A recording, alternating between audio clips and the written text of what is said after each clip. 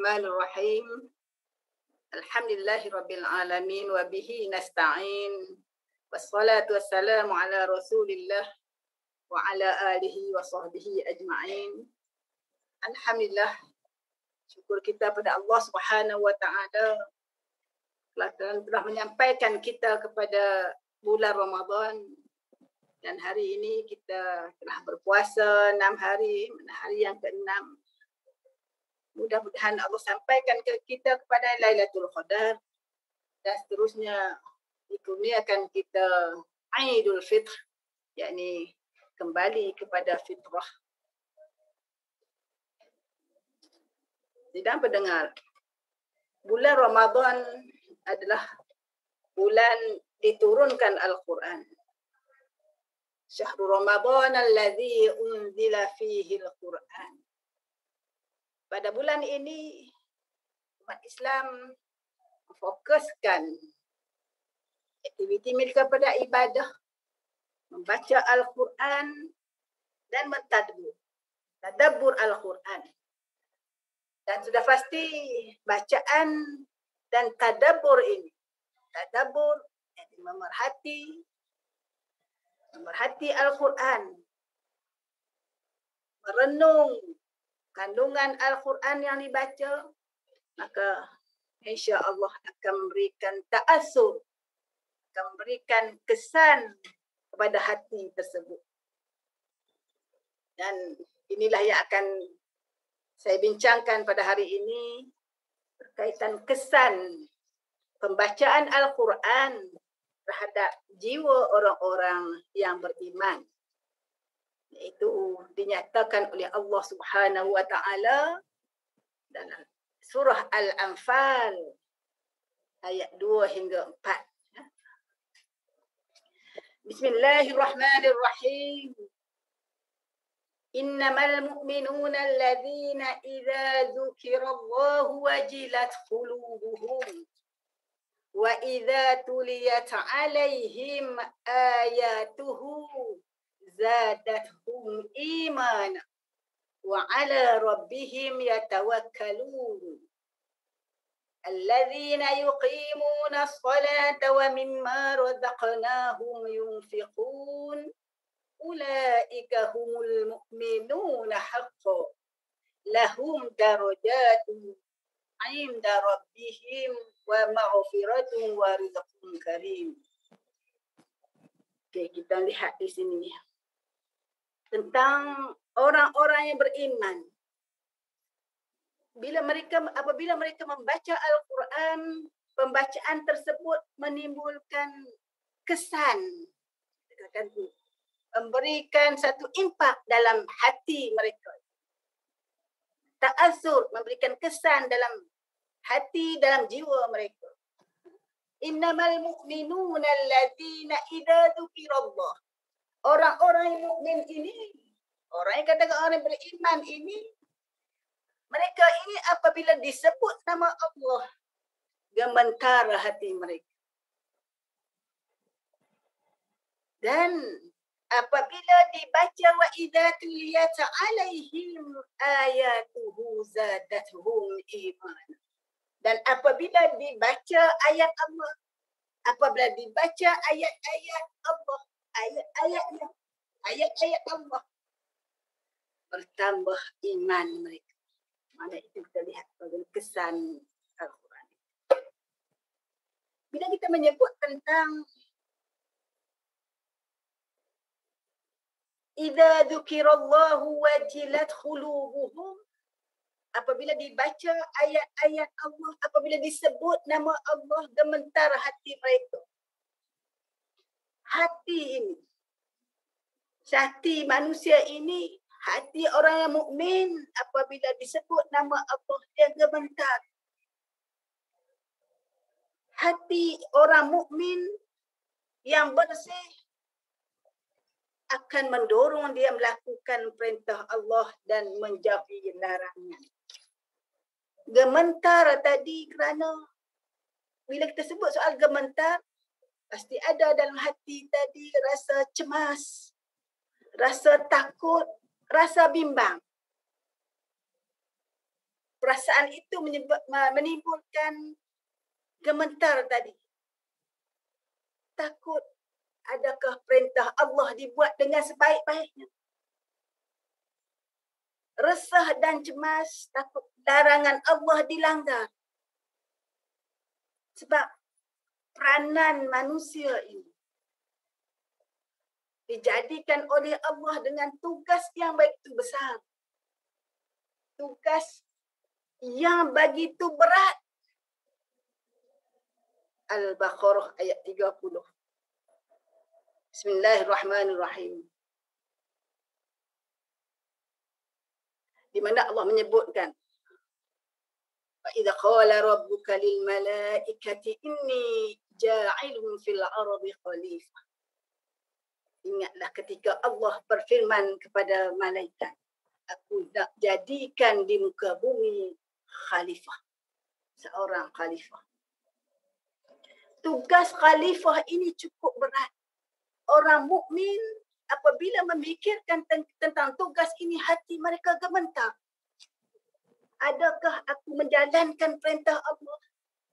Adakah aku menjauhi larangan Allah? Beratnya tugas ini. Allah nyatakan bagaimana makhluk yang begitu keras, yang begitu besar, andainya menerima tugas ini akan hancur, akan lebur. Ini merujuk kepada gunung Ganang. Allah berfirman, Bismillahirrahmanirrahim. Lau anzalna hadzal Qur'ana ala jabalin la ra'aitahu khashi'an mutasaddian min khasyatillah. Tilkal amthalu nadribuha lin-nasi la'allahum yatafakkarun. Andainya diberikan tugas khalifah ini kepada gunung yang kukuh, yang teguh, yang besar, nescaya kamu akan melihat bagaimana gunung ini terbelah berkecai kerana takutkan Allah. Itu satu bandingan yang Allah berikan pada manusia. Mudah-mudahan mereka berfikir. Jadi di sini kita lihat bagaimana hati yang gemetar tadi. Hati yang gemetar adalah hati orang mukmin yang risau, yang takut tentang tanggungjawab yang diperintahkan oleh Allah. Hati manusia ini adalah merupakan penguasa. Hati merupakan penguasa yang diibaratkan raja bagi jasad. Apabila raja ini baik, maka baiklah jasad seterusnya. Inna fil jasada mudghah. Idza saluhat jasad kullu. Idza fasadat fasada jasad kullu. Ala wa hiya al-qalb. Dalam diri manusia ada seketul daging. Apabila daging itu saluhat, apabila daging itu baik, maka akan baiklah jasad seluruhnya. Tetapi apabila daging itu rosak, maka akan rosaklah seluruhnya. Ala wahyal qalb, jaga-jagalah itulah. Karena itu raja dalam diri kita akan gemetar. Kerana kebaikan, baik atau buruk, jasad seluruhnya bergantung pada raja tersebut. Gemetar kerana risau, perintah ditinggalkan. Perintah Allah ditinggalkan. Risau. Takut larangan Allah dilakukan. Kerana itu kita lihat sifat hati ini, dia satu yang muqallib, satu yang berbolak-balik. Belum tentu dia seterusnya akan konsisten begitu. Kerana itu Allah tahu sifat hati ini yang sentiasa berbolak-balik, yang tidak tetap ini. Maka disediakan Rasulullah SAW yang kasih kepada umatnya menitipkan doa untuk kita. Jadikan doa ini sebagai amalan kita. Ya muqallibal qulub, ya wahai yang membalik bolak-balikkan hati, sabbit qalbi ala dinik, tetapkanlah hatiku ini dalam din, dalam agama. Itu sebagai langkah untuk kita. Malah dalam Al-Quran sebutkan di surah Ali Imran ayat 8. Bismillahirrahmanirrahim. Rabbana la tuzigh qulubana ba'da idh hadaitana wa hab lana min ladunka rahmah innaka antal wahhab. Nah, itu satu doa yang sering kita baca berkaitan dengan hati, dan orang mukmin sentiasa mengamalkan doa-doa yang dititipkan oleh Rasulullah dan Allah dan Rasulnya. InsyaAllah kita sentiasa amalkan doa-doa tadi. Jadi kita lihat di sini ayat-ayat Allah. Kita telah melihat bagaimana bila disebut nama Allah gemetar hati, risau, dan sambung lagi. Wa idza tuliyat alaihim ayatuhu zadathum iman. Dan apabila dibaca, tuliyat, tilawah, tuliyat, dibaca ayat-ayat Allah, bertambah iman mereka. Ayat-ayat Allah, ayat yang maktubah, yang tertulis, yang dibaca dalam Al-Quran. Ayat-ayat dalam bentuk manzurah, iaitu ciptaan Allah di luar sana, yang boleh diketahui, didetailkan, difikirkan melalui kajian-kajian. Ini boleh memperlihatkan kepada manusia, utama orang mukmin, tentang kehebatan kekuasaan Allah. Jadi dengan membaca ayat-ayat Allah sebagai zikrullah, sebagai zikir, ayat-ayat yang maktubah sebagai zikir, dan ayat-ayat manzurah untuk difikir, maka akan bertambah iman orang-orang mukmin, bertambah iman. Karena itu selanjutnya hasil daripada pertambahan iman itu, maka wa ala rabbihim yatawakkalun, dan melahirkan orang yang bertakwa, iman, berzikir dan berfikir tadi akan melahirkan mukmin yang bertawakal kepada Allah. Sa'id bin Jubair menyatakan bahawa tawakal ini adalah pengikat iman. Tawakal adalah pengikat iman. Jadi kita boleh simpulkan dan boleh kita lihat di sini bagaimana hati yang gemetar. Hati yang gemetar tadi ialah satu, ialah dengan menyebut nama Allah. Yang kedua, apabila dibaca ayat-ayat Allah dalam bentuk maktubah dan manzurah, yang boleh dibaca, manzurah yang boleh dilihat di luar sana dan dikaji, maka bertambah iman dan akhirnya akan menjadikan seseorang itu bertawakal kepada Allah. Dan seterusnya, itu ayat yang kedua. Seterusnya kita lihat ayat seterusnya. Alladhi, ayat yang ketiga.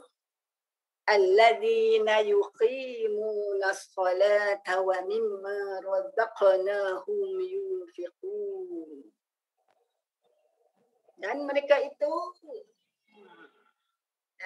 ini merujuk pada mukmin tadi, mereka mendirikan solat.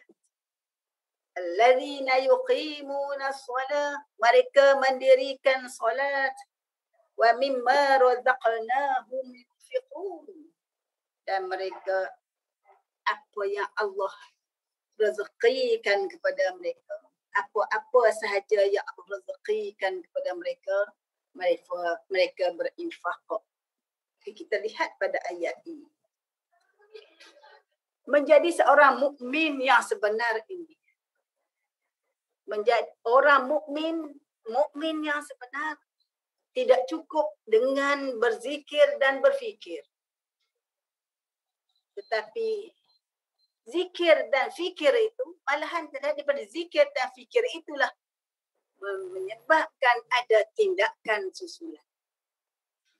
Bukan hanya berkata-kata, bukan hanya berfikir, tetapi ada tindakan daripada zikir dan fikir tadi. Ini ayat yang ketiga disebutkan begitu. Kerana itu kita lihat.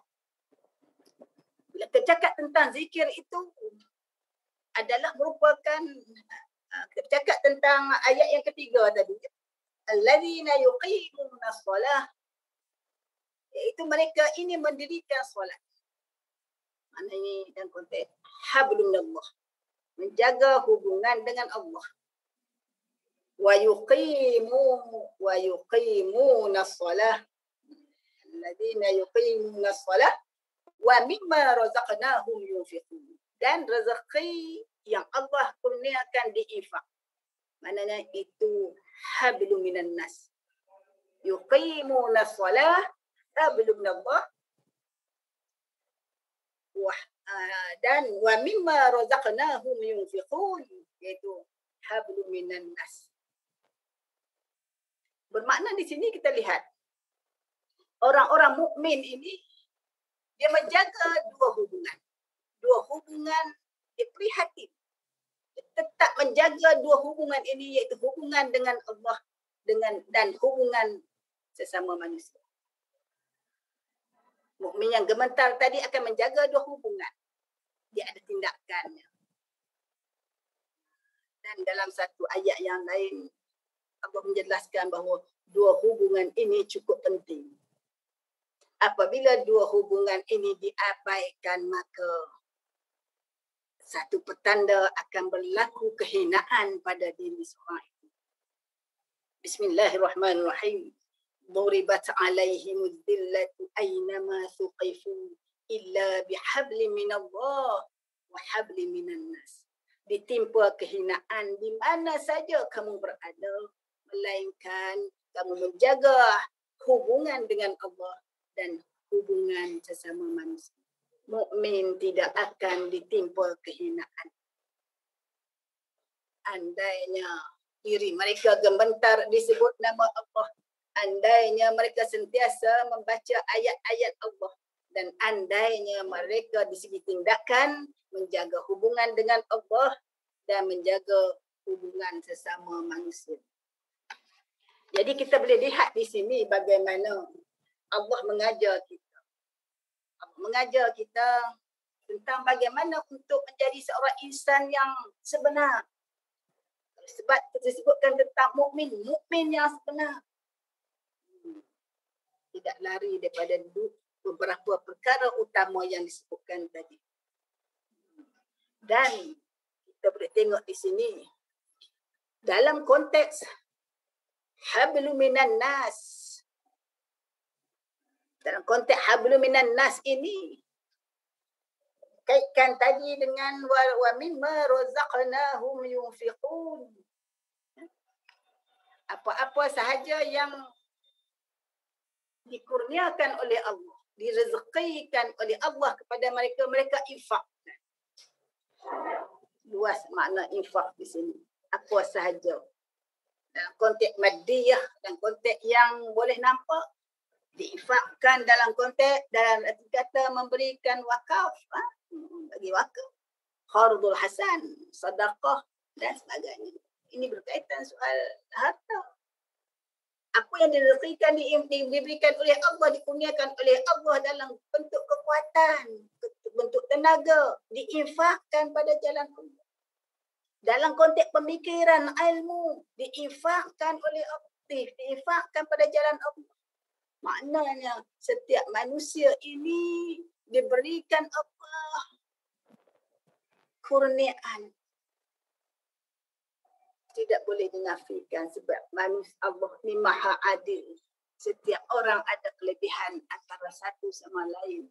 Yang digabungkan ini akan membentuk satu kesempurnaan ke arah mencapai satu matlamat, satu wawas.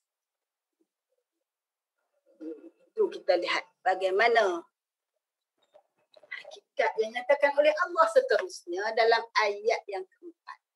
Yang tadi ayat yang ketiga. Yang ketiga tadi tentang tindakan. Ayat yang keempat Allah menyebut ulaika humul mu'minuna haqqan. Ulaika humul mu'minuna haqqan. Itulah siapa tu? Itulah mereka. Sebutkan. Itulah mukmin yang sebenarnya. Itulah hakikat orang yang beriman dengan sebenar-benarnya. Haqqan. Benar-benar mukmin. Maknanya ini Allah iktiraf. Allah yang sebut ini benar, ini betul-betul. Ini benar-benar seorang mukmin. Yang mana? Yang tadi yang kita cakap tadi. Saya ulangkan balik. Apa yang kita cakap tadi ialah sebut nama Allah, hati gemetar, dibaca ayat-ayat Allah dalam bentuk maktubah dan mauzurah, maka bertambah iman dan mereka bertawakal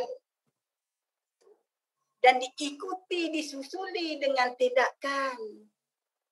Tidak hanya zikir dan fikir, tetapi ada tindakan iaitu hablum minallah, iaitu allazina yuqimuna shalah, dan hablum minan nas wa mimma razaqnahum yunfiqun. Ini mukmin yang sebenar yang diiktiraf oleh Allah Subhanahu wa taala dalam ayat yang diperdengarkan tadi. Dan kerana itu kita lihat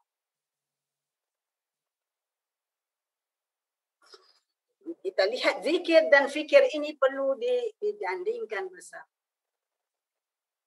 Kalau hanya sekadar hati dan ucapan, hati berzikir, pemikiran, fikir, belum tentu menjadi mukmin yang sebenar. Tindakan kena ada, kena berjihad. Dan kita tengok bagaimana mukmin yang sebenar. Kalau hanya berfikir, bercakap tanpa tindakan, itu bukanlah mukmin yang sebenar. Hanya bercakap dan ini dikutuk oleh Allah. Lima taquluna ma la taf'alun. Kenapa kamu berkata sesuatu tapi kamu tidak melakukan? Dikutuk oleh Allah, kabura mahtan 'inda Allah an taquluna ma la taf'alun. Sebesar-besar kebencian di sisi Allah orang yang bercakap tapi tidak melakukan. Sebesar-besar kebencian di sisi Allah orang yang bercakap tapi tidak mengotakkan apa yang cakap. Ini Allah sebut. Orang yang bercakap tapi tidak bertindak, itu bukan mukmin yang sebenar. Mukmin yang sebenar ialah yang disebutkan tadi, dengan hati, dengan pemikiran dan dengan tindakan untuk jihad fi sabilillah dalam konteks pendidikan, dalam konteks di segi sosial, dalam konteks ekonomi dan sebagainya. Dalam konteks pentadbiran negara dan sebagainya, itu jihad. Mukmin yang sebenarnya tekan di sini. Dan kita lihat daripada ending yang disebutkan, setiap ayat kita tengok al-faita detail satu persatu ending daripada ayat. Dan kita tengok daripada penutup daripada ayat ini, kita lihat dalam ayat yang keempat. Ulaika humul mu'minuna haqqan. Ulaika humul mu'minuna haqqan. Itulah mukmin yang sebenar. Apa bagi mereka? lahum darajatun 'inda rabbihim wa maghfiratun wa rizqun karim. Ini ganjaran besar di sisi Allah. Satu ganjaran yang kita lihat pada ayat keempat ialah satu pengiktirafan. Pengiktirafan daripada Allah. Inilah mukmin yang sebenar. Inilah mukmin yang sebenar. Yang Allah iktiraf. Dan ada reward. Ada hadiah ganjaran yang diberikan. Lahum darajat. Bagi mereka darjat. Inda rabbihim. Di sisi Allah. Bagi mereka darjat di sisi Allah. Di mana darjat itu dikurniakan di syurga nanti. Dalam syurga ada darjat-darjat. Level tak sama. Ada darjat-darjatnya. Bagi Muslim, bagi mukmin yang mana? Mukmin yang zikir dan fikir dan diikuti dengan tindakan seperti mana disebutkan tadi. Lahum darajatun 'inda rabbihim wa maghfiratun wa rizqun karim. Darjat di sisi Allah, mendapat keampunan Allah dan mendapat rezeki yang cukup mulia.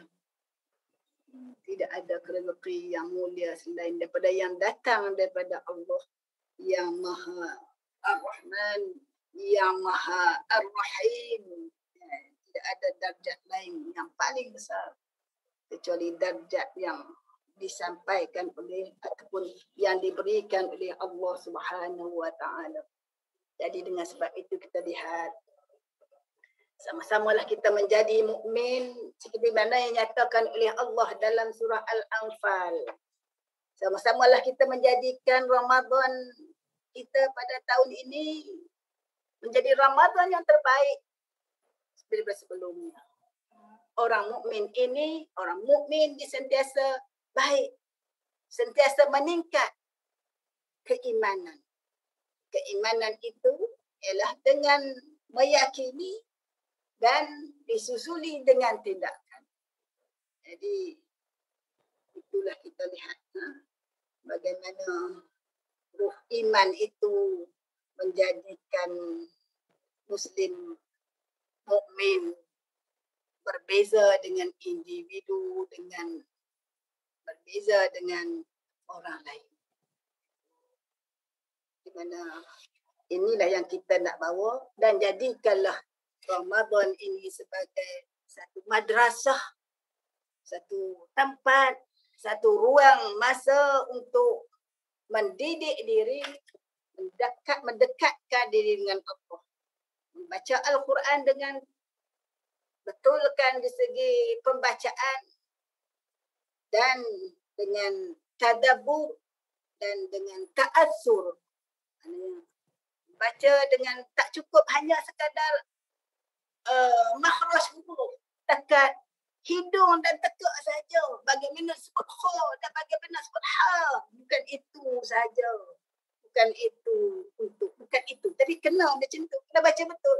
Tapi bukan sekadar itu. Tapi mestilah pergi kepada yang disebutkan tadi iaitu tadabbur, memerhati, perhati. Teliti iaitu. Bila perhati, kau tengok begitu saja tak nampak, tak perasan. Akan perasan bila perhati. Bila perhati, tengok selalu begitu. Tak nak perhati, oh ya ke? Bila perhati dia nampak, oh ya ke? Dah nampak dah. Lepas itu tak asuh, bawa dalam diri, dalam itu mukminun haqq. Inilah mukmin yang sebenar. Aku ke? Aku boleh ke? Adakah aku mukmin yang sebenar? Itu kita tak melihat dalam aku.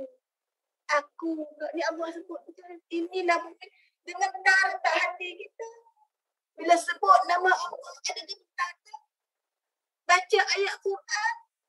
Cerita tentang kisah. Cerita tentang azab. cerita tentang nikmat, apa rasa hati? Adakah itu masuk dalam perasaan sehingga memberi kesan seperti mana yang berlaku kepada Sayyidina Umar sendiri? Itu makna kita melihat kesan itu.